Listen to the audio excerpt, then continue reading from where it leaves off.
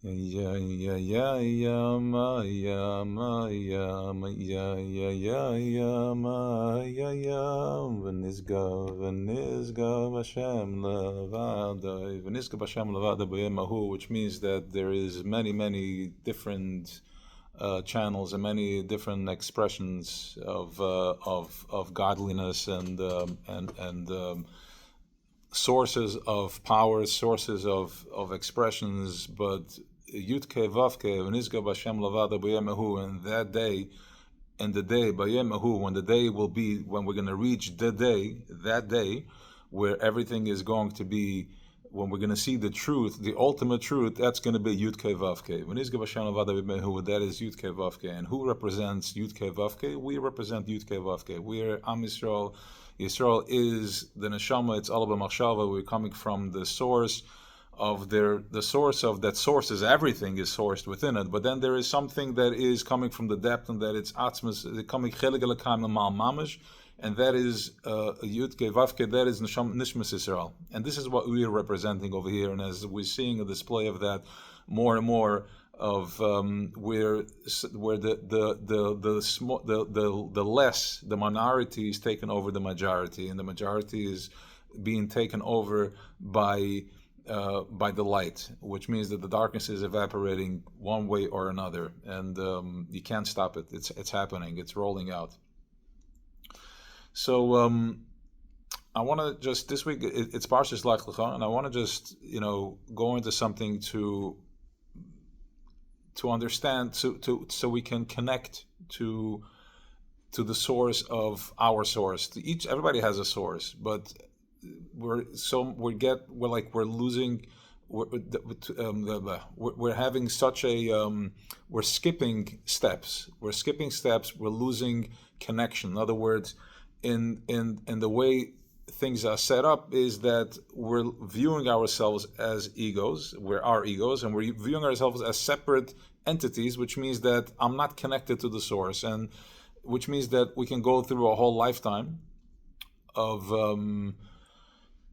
not knowing who I am, not knowing my source, never touching my essence, in a sense of my essence of, not an essence of like what I want to do and what's my identity, but rather who my essence, as in like where do I connect and what do I connect to, and where do I draw my koiches from, where do I draw my essence from, what is fueling me, and how does this connection come. And you can go through Kabbalah, and there's different all types of translations and programs and different ideas, but how do we connect Derech Hashem? How do we connect to our source, where to bring it in over here in the physical in full color?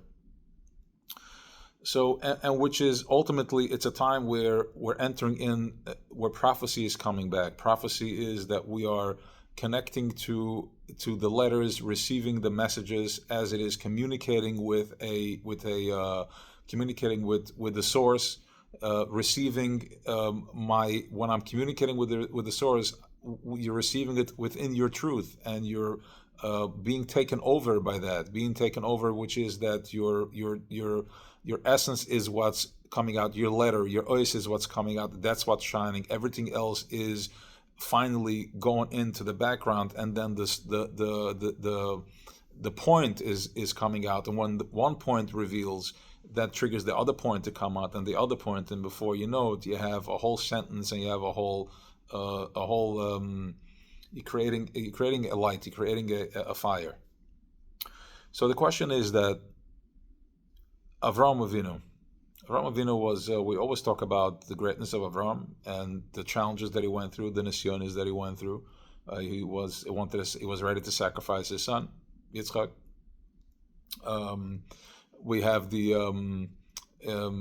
went to, Hashem told him to go to Mitzrayim, and he went, and then there was all types of challenges that he went through, and then he did the big one, the bris, the circumcision, at the age of 99 or 99, I think it is. We'll find that soon. I didn't learn it at the end of the Chumash. So my question was always that okay, why does he get so much credit? I mean, big deal. He at the end of the day, Hashem held his hand, and it says that Hashem came to visit him personally, helped him out, and he showed himself to him, helped him out in his, and whenever there was a heavy task, he was there for him.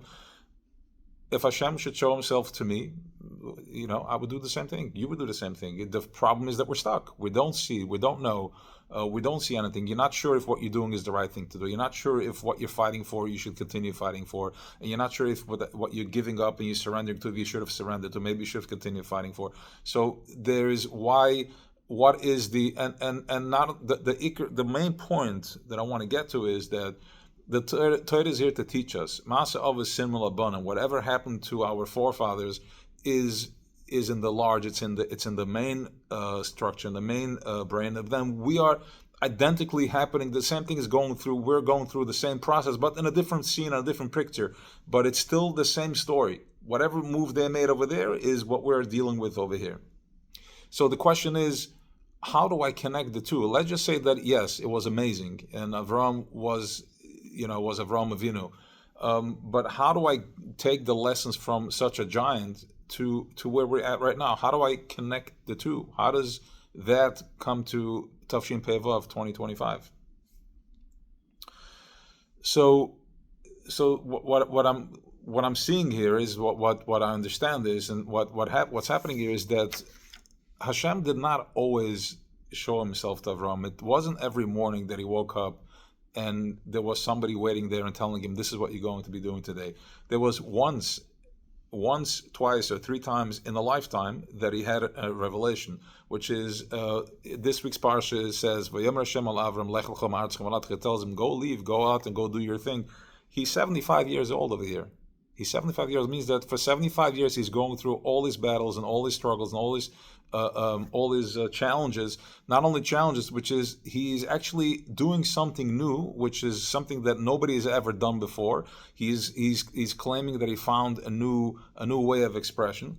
Nobody's supporting him. Not even his parents are supporting him. As a matter of fact, he's not. His father's not supporting him. They tried to kill him. He was imprisoned for 10 years. He's thrown into the fire. Okay, so the first time he has a revelation is here at the age of 75, and then he listens, he goes down to Mitzrayim, and there is a famine, there is the market is collapsing. He has a whole situation, and they're trying to personally challenge him, taking his wife away from him. So things are not so, as we see, they're not working out the way he is told, and it's not. In other words, he's not. Nobody is there guiding him, walking him through the process of as if working out step by step as he's being told.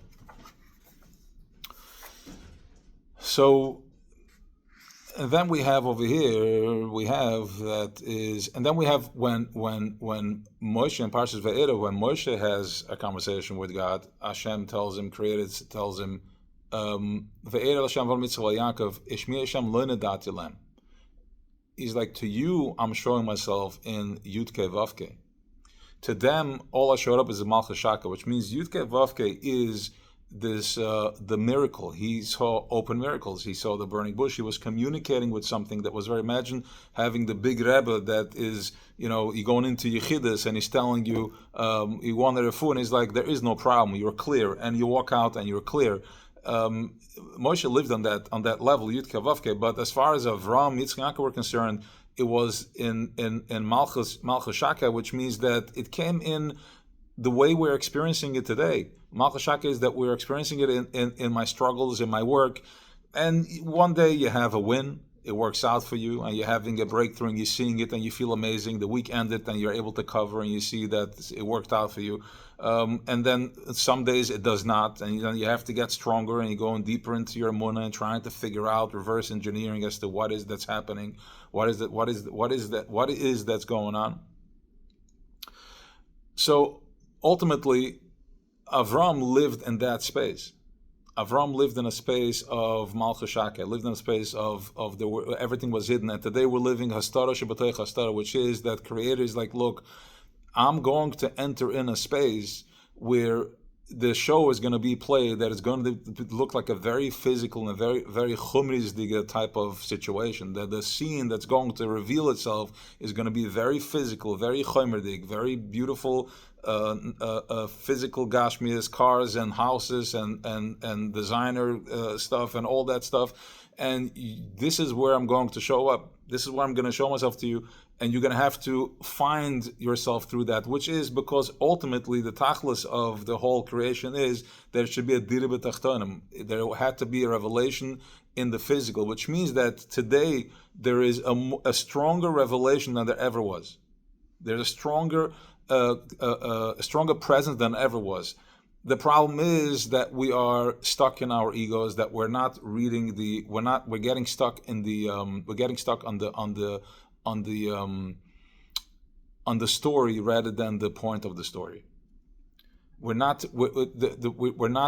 to by aligning by understanding that the program that we're seeing right now is Malchus Shak. If everything is sourced in the source, if everything is, it's like a straw. If it's not if not in the water, you're not going to be able to draw the water from it. It has to be connected to the water. So we are the straw, and if we're not in a separate entity, we are connected to it. So if everything is connected, it means that whatever is that I'm seeing is a piece of godliness. The table is a piece of godliness. Everything that I'm experiencing is a piece of godliness. But that is the story. They're just a way of how this godliness, this presence, when we're having this actual Isgalus, where we have Vayomer Hashem al Avram, Vayera Hashem al Avram, where I'm going to show him, he showed himself to him and he spoke to him, is happening the way it's happening in a different setting. It's happening in a setting of a very physical and chumrizdige type of way that it's showing up, and this is what we're experiencing right now.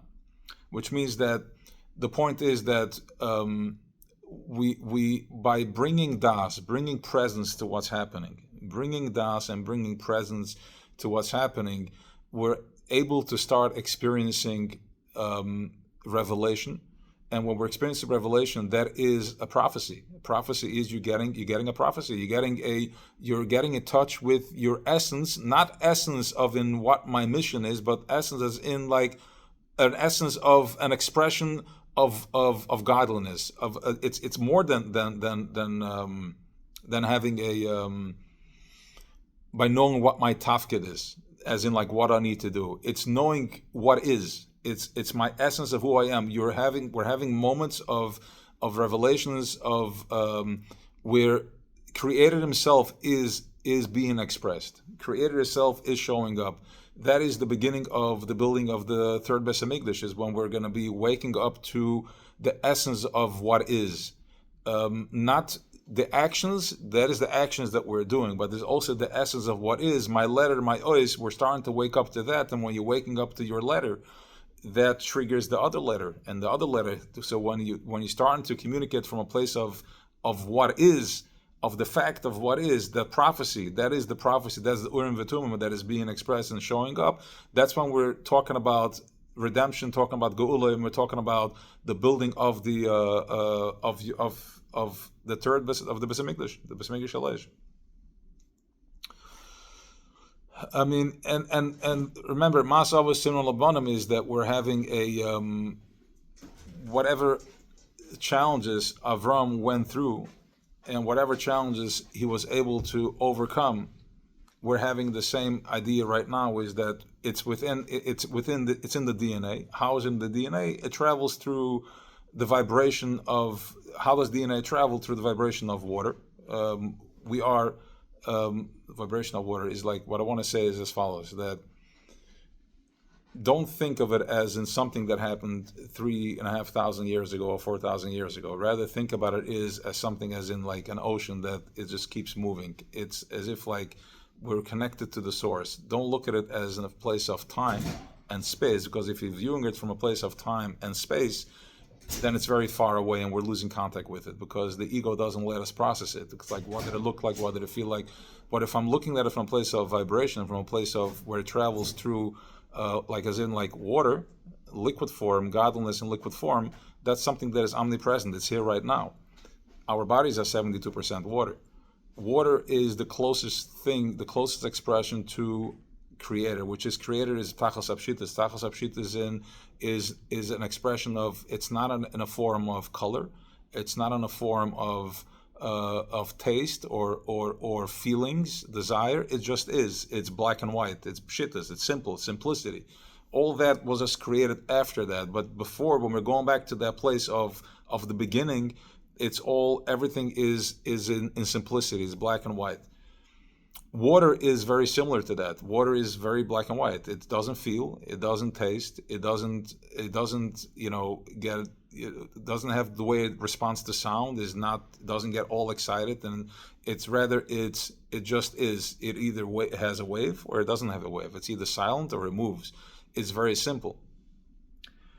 That is what it is. In our DNA, we have that vibration. Our bodies are 72% water. So look at it as in, like, what I'm trying to bring to the surface here is that getting in touch with the essence of who we are, of what is.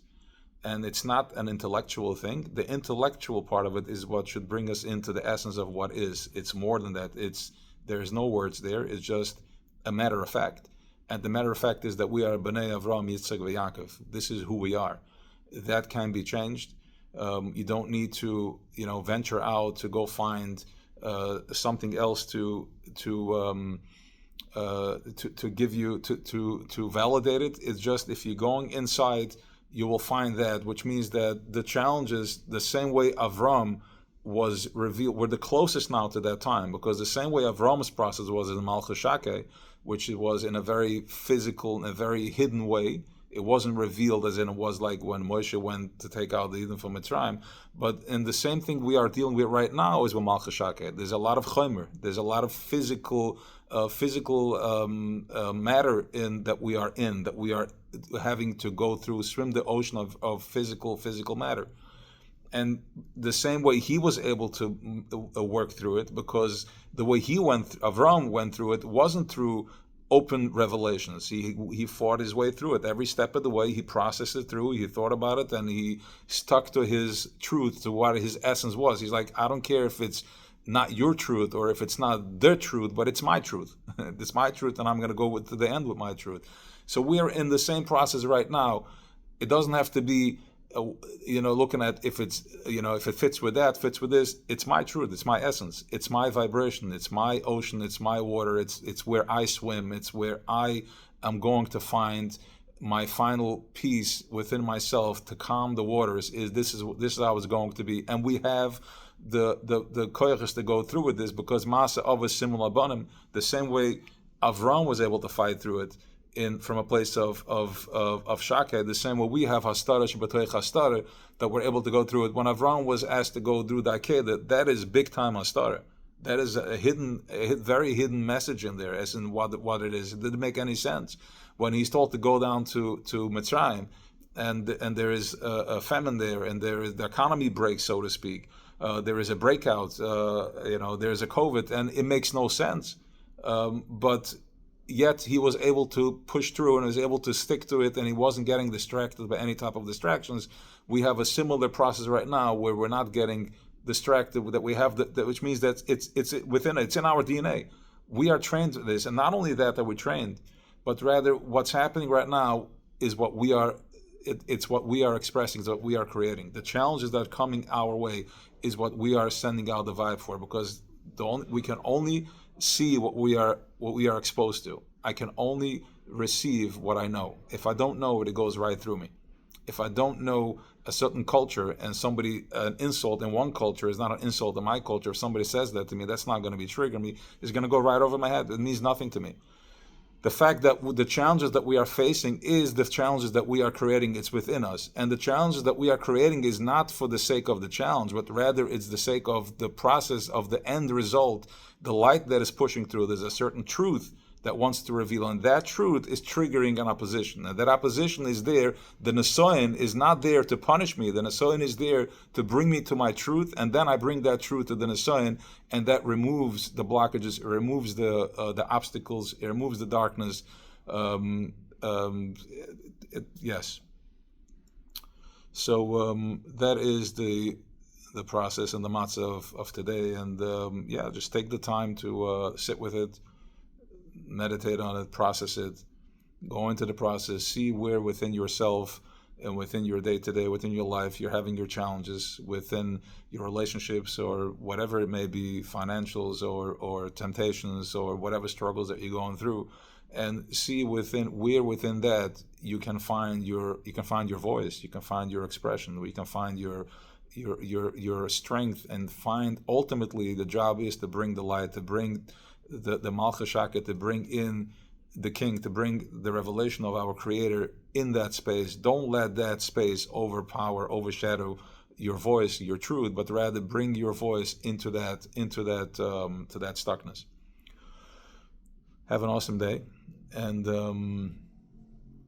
one more thing. There's here which is that Avraham tells Sarah when he was going through the border to Egypt, he said, tell them that you're my sister, so they can do good to me through you. Which means that, and also it's interesting, I didn't see it there, but I have to look it up. Yitav has two yuds. I'm assuming one is for him and one is for her, which means that don't look at the challenges in life that we're going, because all the challenges we're dealing is with others, like we're communicating, we're in the world, so we're communicating with other people. Don't look at the challenges as in like from an egotistical way that it's that person or that situation that is here to punish me, but rather it's Laman Yitavli Bavurech. Avram is like, thank you, Sarah, you don't have to do this for me because this is my process. You don't have to do this for me, but I'm grateful that you're willing to go through this process.